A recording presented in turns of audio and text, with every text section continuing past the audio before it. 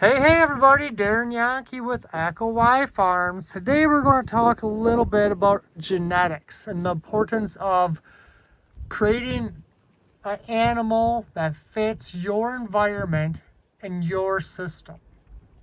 There's a lot of different systems out there for the livestock.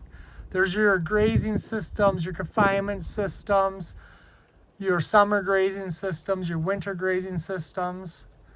And it all comes down to how you want to run your cattle, how you want to run your life as well.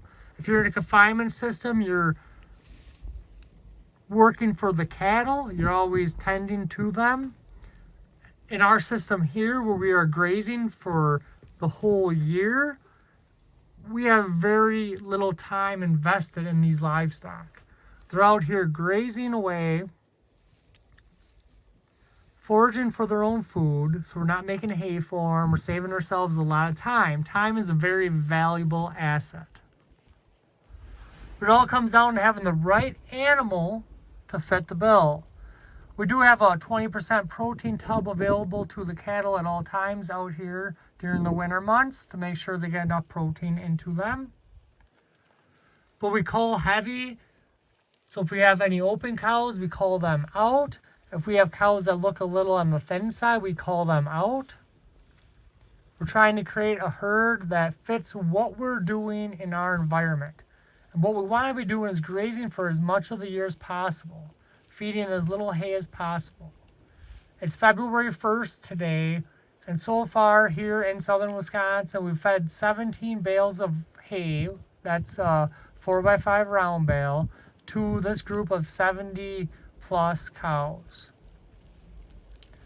And this group should be utilizing about 2.5 bales of hay per day. We've only fed 17 bales this whole winter season. So that's a pretty big accomplishment already.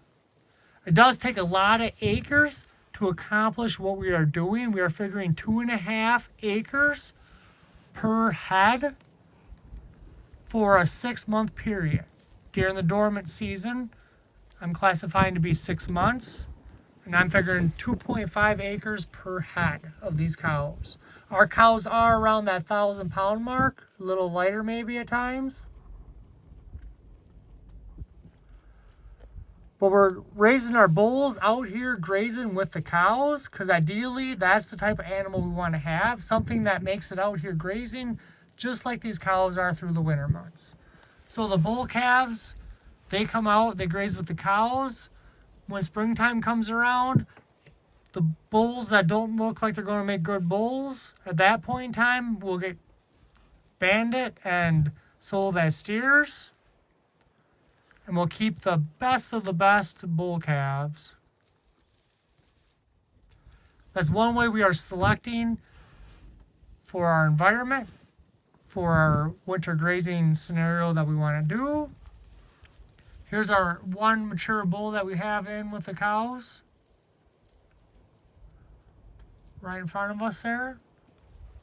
But if you're ever looking for cattle genetics that are capable of winter grazing through the snow, through the cold weather, with very little inputs, please reach out. We do have cattle available that are bred cows once in a while, and we have replacement heifers available at times as well. So if you're ever in the need of anything that fits a system like we have here, we'd be glad to assist. Well, thanks for following along.